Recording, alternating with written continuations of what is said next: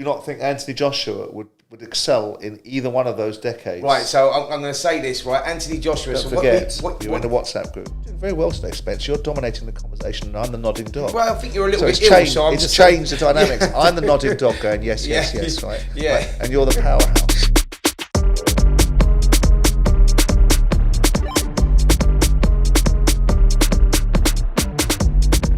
Welcome to Talk Boxing, the Q&A with Simon Jordan and Spence Oliver.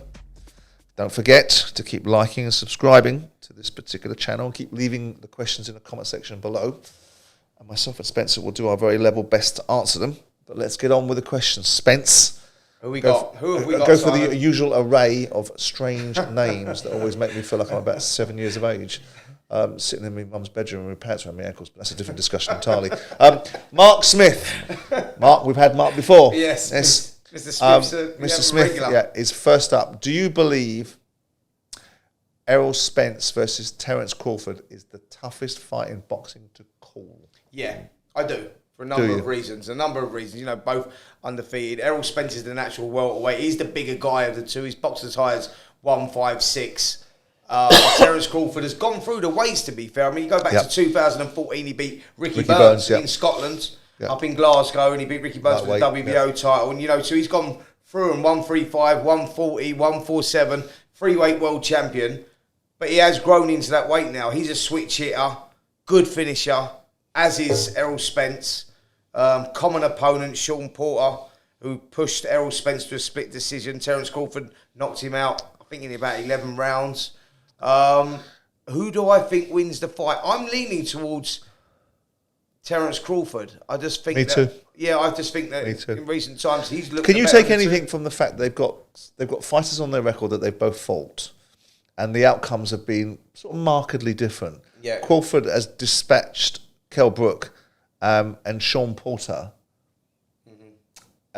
slightly better than Errol Spence did. Yeah. But then again, can you make any correlation between the fact that these are just the same fighter, but styles make fights? But then again, the same dynamic applies that these guys are at a level, both of them, where they're elite fighters, and Sean Porter's an elite fighter. Yeah. And so was Kell Brook. Styles make fights, and where I'm at with that is, look, they both got the victories. They both, it doesn't matter how they won, how close or whatever, and the difference between the two. The fact is, they both won the fights and won them comfortably. I mean, Sean Porter won. No, it was a split decision against Errol Spence. I understand that. But take that out of it. I just think his styles make fights, and I think that these two, their styles gel so well together. This is going to be, it is a tough one to call. You're going to have an opinion, I'm going to have an opinion, Romario's going to have an opinion, but none of us really know until that bell rings. But not Pat, because he's never in. Pat's at Ascot or somewhere. He's jollying it up at Ascot somewhere.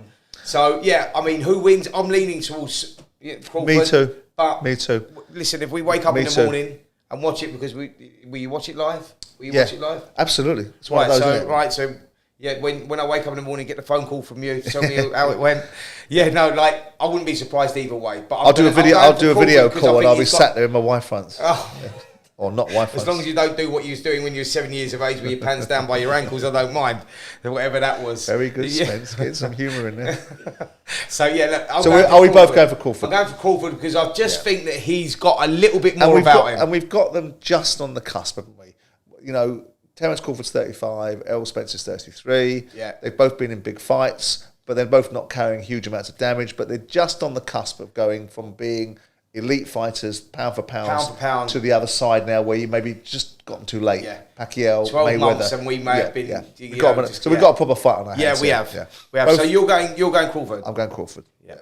By what? Are you points? I'm going points. I'm going points for Crawford. Yeah. All right. The next one is from William. Is that it? Just William? Oh, we'll call him Big Bill. Will. Big Will. Wild Bill. Wild Bill. Would a Saudi boxing league similar to the UFC, would it be a success? If so, how would this work?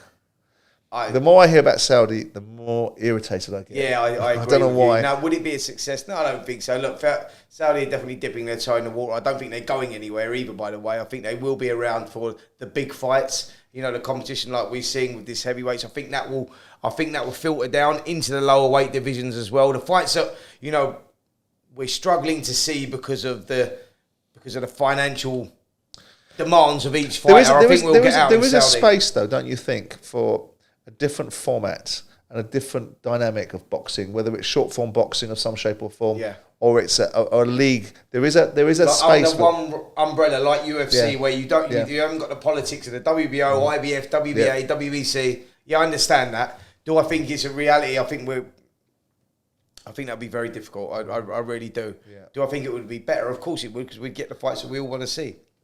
If we can get it depends what weight classes participate in it, to be honest with you, doesn't it? Yeah.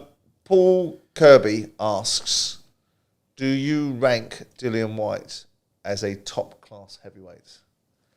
Well, by what standards? I suspect that's a great point. Look, in the current climate of heavyweights right now, he's definitely in the top 10. Yeah. He's definitely in the top 10, so it depends what you're talking about.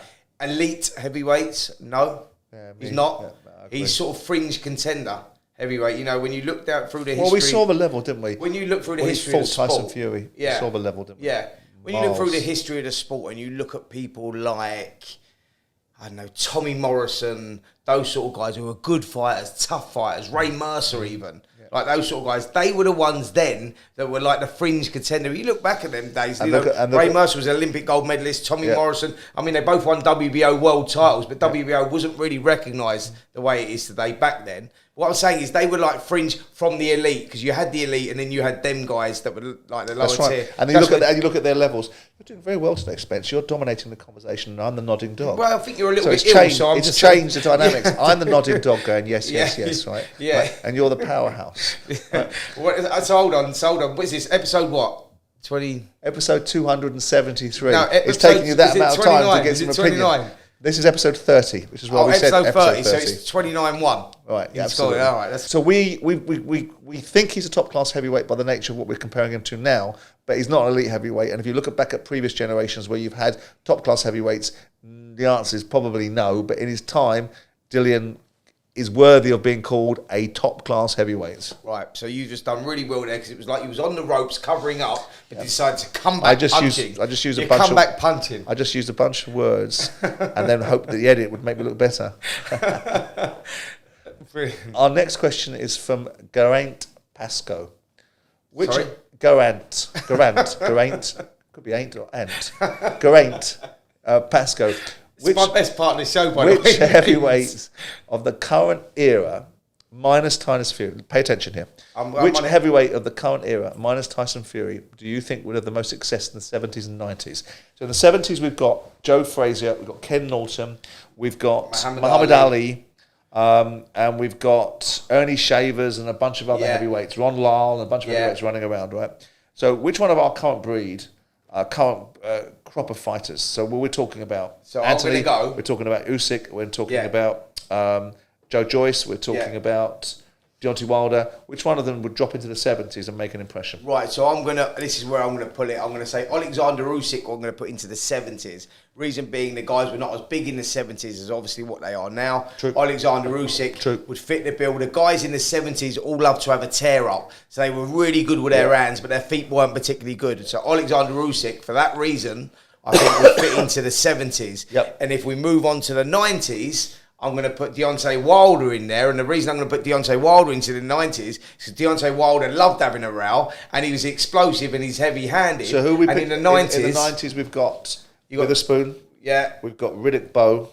We've got Evander Holyfield. We've got Tyson.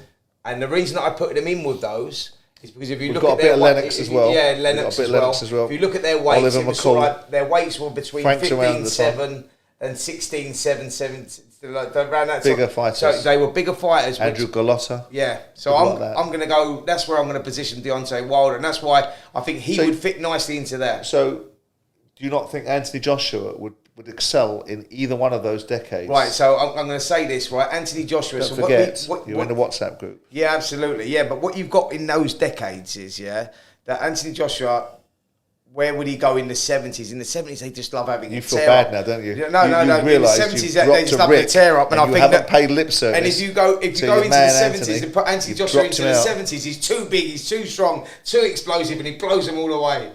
No, I'm only joking. No, if you put them in... So you don't think... So you're basically saying Anthony wouldn't excel in the 70s?